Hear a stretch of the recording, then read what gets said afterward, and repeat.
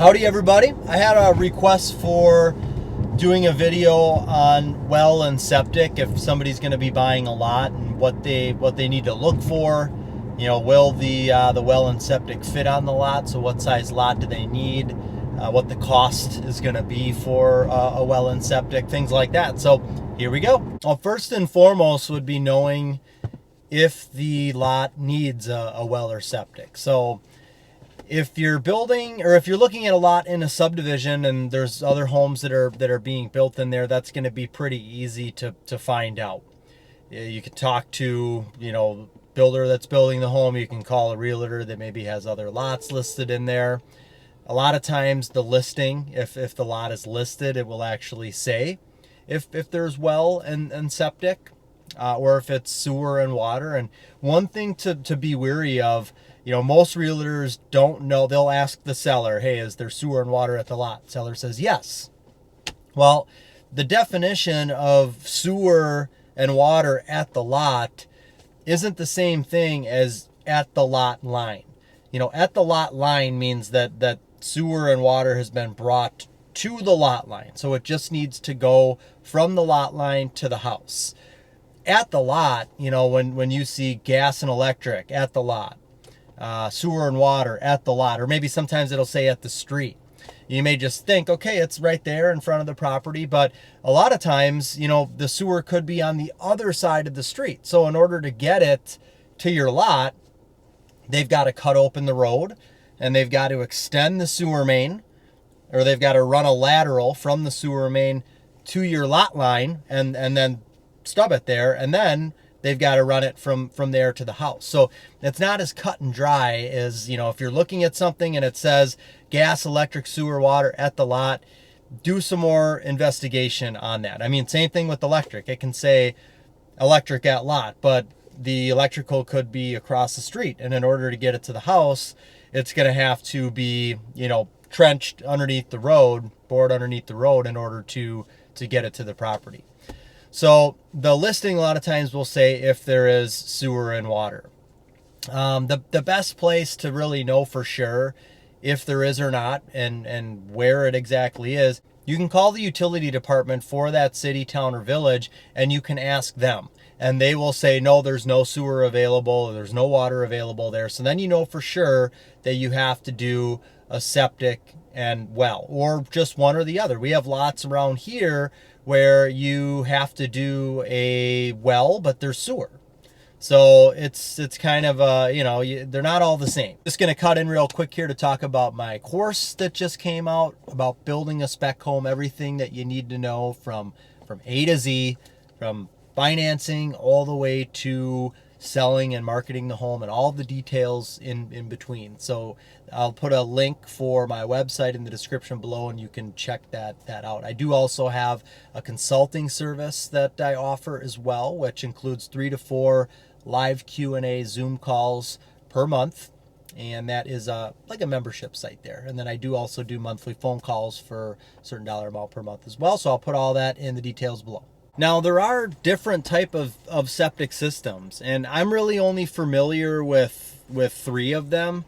And I think that I'm pretty sure there is a 4th system that is used more like in southern states. But the most common septic systems that we have in my area, which would be, the Midwest, is going to be a mound septic system. That's when the ground is very hard and clay-like, and if you dumped a cup of water on the ground, it wouldn't just soak through the ground, it would sit on the ground. So in order for a septic to work on soil like that, you have to build a mound, and it's a layer of stone and sand, a little bit of dirt on top, grass gets planted on top, but it's almost like a filtration system then for the septic. The next type of septic system would be, again, you take a cup of water, you pour it in the ground, and it's looser, sandier soil, so it absorbs into the ground a lot better than clay. Well, then you can do what's called a conventional septic. So it's basically the same thing. Everything is coming out of the house, it's going into a tank, and then it's being pumped to either the mound septic or it's being pumped to, if it's a conventional, it's just a designated area that it's being pumped to, and then it's filtering down through the ground. If the ground doesn't work for either of those scenarios, the ground's so bad, or there's not room. This would be the other thing. If you're looking at a quarter-acre lot and there's no sewer there, well, you're pretty limited as to what you can do there. So the other scenario is a holding tank. So that means that, just like with the other systems, everything comes out of the house, it goes into the tank, and then that's it. It stays there. So then the tank needs to be pumped out, once a month, approximately, depending on, how many people are in the house, water usage, things like that. And then you are going to have, a monthly or bi-monthly bill for that. So those are the three systems that I'm familiar with. I know there is another type of a septic system. So, as far as the space that you're going to need for a septic system, a mound septic system takes up a lot of room. Depending on the soil, these things can be 75 feet long by, 35 feet wide, 25 feet wide. So you need to have a lot of space there. I mean, it's tough getting one of those to fit on a 1 acre lot. Now, if you've got a half acre, I would probably say half acre is about the minimum size that you would want to put a mound septic system on. They can do specially designed mound septic systems where instead of one big 75 by 30 foot wide mound, they could do like two small ones next to each other, and so then it's more compact. It can fit on a smaller property. So if you had a half acre, I think you'd be good there for the septic system.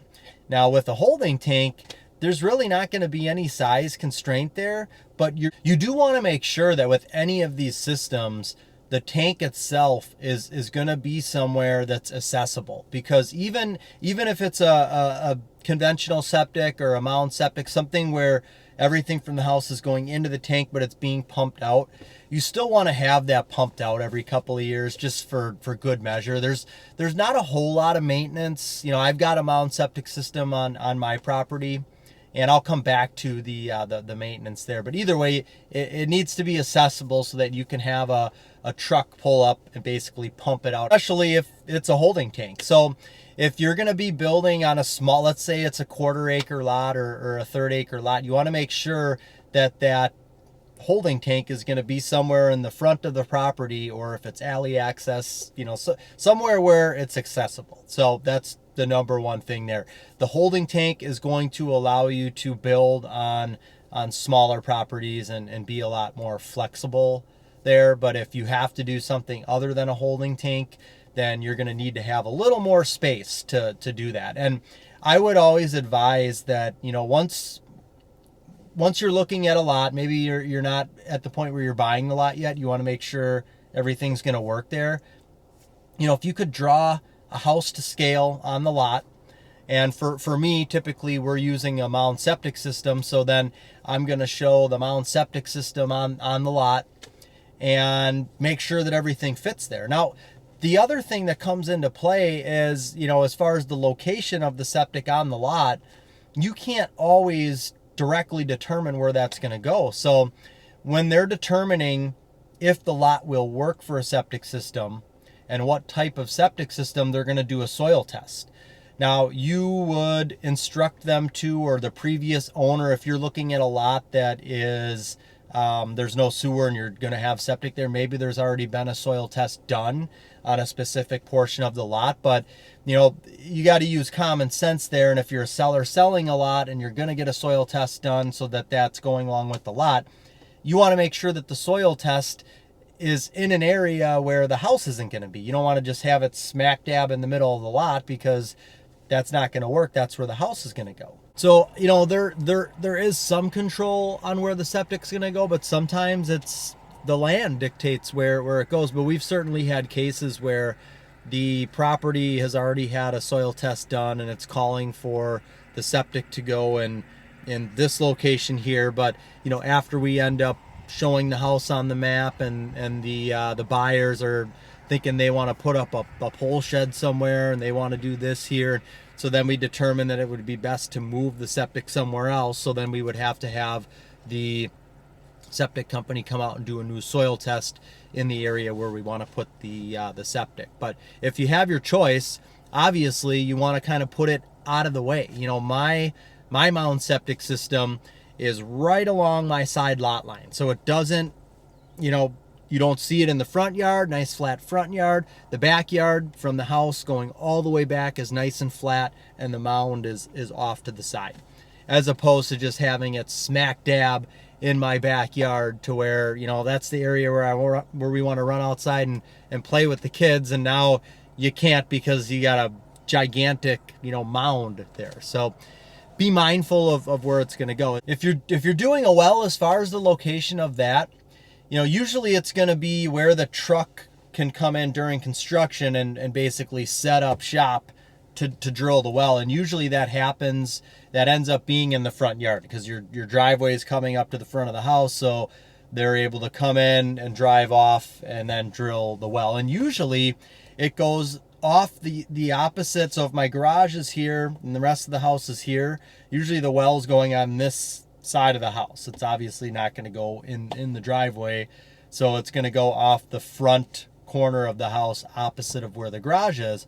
But, you know, some people may say, you know what, I don't want it there because of this reason, so we have moved it in certain circumstances. But honestly, I think we've only had one person ever move the well from where it was normally going to be. And I'm sitting in front of a house right now that has one where it's the same thing. It's right off kind of in the front of the house. So it's just usually where it goes. It's just a little stub, you know, pipe that's going to come out of the ground about this much. You can usually kind of cover it up with landscaping, so it doesn't really, if you're doing it off the front corner of the house, that's usually where you're going to have mulch beds and things like that anyway, so it's easy to be hid there. Now, as far as maintenance goes, you know, with the septic system, you're going to have a filter in the tank. And so my septic system, it has a cover, and then there's a handle connected to a PVC pipe, and down at the bottom of that PVC pipe, there's a filter on it. And so every 6 months, I take that filter out and I just hose it down so that it doesn't get clogged up. Because if the filter gets clogged and the liquid's not able to flow where it needs to flow and then be pumped, then you're going to have a backup, and the tank is going to fill up and overfill, and then your septic alarm is going to go off in the basement. And not a good thing. But that's why it's also good to have a Porto company, or, you know, in our area it's Pat's, you know, come out and pump the tank, you know, maybe do it every, you know, 2-3 years. And that way it just keeps everything, you know, it's just good for maintenance. So, but cleaning the filter every 6 months, no big deal there. The well, sometimes you have to do what's called a chlorination to the well. So a few years after we moved in, we ended up getting like little black fine, it was almost like sand, but it was super, super fine. It was like hard to rinse out of the tub. It was so fine. And we determined, I called the well company that put the well in, and they said that you need to chlorinate the well. So basically they come with these chlorine tablets, they dump it down in the well, and that takes care of it. And they said, you know, maybe you'll have to do that again in, you know, 3-4 years. I haven't had an issue since, and you may not even have that happen. So a well is pretty maintenance free with the well itself. Now, going along with the well, you're going to need a water softener in most cases. You know, and again, in our area, we've got very iron rich water. It smells like sulfur, which is kind of like rotten egg smell, and it can be a little reddish or orange in color, and that can damage plumbing fixtures. You don't want the smell like that in your house. So what you can do is you can get a water softener. So basically all of the water from the well goes through the water softener, and the water softener with a filtration system that includes salt takes a lot of that out of the water. Now, sometimes if you've got a really strong sulfur smell and lots of iron in the water, then you also are going to need an iron filter along with the water softener. Same thing with my house. We had the water softener put in, and we could still get a little bit of discoloration with the water and smell. So we added the iron filter, and now absolutely nothing. The third component that you'll need with that is a water filtration system for drinking water and ice cubes. So basically, they'll put a filtration system in the basement, and they'll run a water line to your freezer for ice cubes. They'll run another one up so you can have like a small faucet next to your sink faucet for drinking water. And that is very, very good water, better than any bottled water that's out there. So that'll lead me into the last thing that I'll talk about with this, and that's going to be cost. So the water filtration system for drinking water, good one's probably going to be close to $2,000. Water softener, same thing there, around $2,000. Iron filter, let's just say $2,000 again for that. If you're building a house on a well, the other thing that you're going to do is you're going to bypass the water softener. So the plumber's going to put in a bypass so that the water that's going to your outside hose bibs isn't being filtered. Because if, say, you are running a sprinkler all day and that water that's going through the faucet is first going through your water softener, well, it's not going to be able to keep up. So, and the water for outside doesn't need to be filtered. So any water that goes to outside spigots is going to run through a bypass, and that's going to add, I would say, right around like $800 to the overall plumbing cost. So when it comes to the well, we've got the water softener bypass. That's going to add about $800. We've got the iron filter, the water softener, and drinking water system. I would probably just budget $6,000 for that. So you've got about $7,000 of components in the home for a well. And then the well itself, at least for us, say 150 feet deep, somewhere around that depth, is right around $11,000. That's what it today, 2021, that's kind of what the average is. So if you've got the 11 and 7, you've got about $18,000 of additional expense if you're doing a well. Now, if you're not connecting to water, you would still have to pay to connect to water. Let's just say you'd be paying, I don't know, $1,500, $2,000 to hook up to water if it's stubbed to the lot line. And you're not going to have a water bill. So you're paying $18,000 up front. Let's subtract 2 because you're not hooking up to water. So you got 16. And then over the years, you're not paying a water bill. So, at some point it doesn't end up being a ton more. I mean, yes, it is additional. Septic system. So when it comes to the septic system in the house, depending on where the elevation of your house is compared to the tank, if you're above where the tank is and you can do gravity, gravity fed where it flows from the house to the tank, then you don't need a pump. If you're building a home with a basement, then you will most of the time need a pump in the basement to basically pump up and then out to the tank. If you're not doing a basement, then it's not something you need to worry about. But if you are doing a basement, that is going to add around $2,000 for that additional pump to basically pump. That would really just be like the drainage from your furnace. And if you put a bathroom in the basement, if you put a bathroom in the basement or a sink down there, then yeah, anything that goes into the drains from the basement needs to get pumped up and out. Unless, again, it's gravity flow. If the tank is beneath the basement floor, then you don't need that pump there. But $2,000 for the pump if that's needed. The septic system itself, if it's a mound septic system, those are going to run between $18,000 and $20,000, depending on how many bedrooms in the home. If it's a conventional septic system, so that's where you still have the tank that everything goes to and then it gets pumped out into a delegated area, but they don't have to build up that area. That is going to be a little bit less. That's going to be, I think on the high end, $14,000. Maybe you can get down to $12,000 there. The tank itself and the pump is a majority of the expense there, but say 12 to 14 for a conventional. A holding tank is going to be the least expensive option, but maybe not in the long run, because if you've got to pay every month to have it pumped out, and you know, ideally you don't want to do a holding tank because there's ongoing maintenance with it. It would just be better to have a septic where, again, there's hardly any maintenance with it. So a lot of times you just forget about it, really. So the holding tank is going to be the least expensive option. Let's say, you know, that's going to be, you know, $10,000 to $12,000 for doing a holding tank. Now, again, you're not hooking up to sewer. So let's say you got $2,000 of savings there, and you're not going to have a sewer bill over the years. So that helps as well. So on the high end, you're going to be looking at $20,000 for a mound septic system. If it's a conventional, between 12 and 14. And if it's just a holding tank, let's say between 10 and 12. And again, I'm not sure what the other system or systems are. I'm not super familiar with them, but that's the information that I have on well and septic system, the size of lot that you may need, how to know if you need it. I hope that information helped.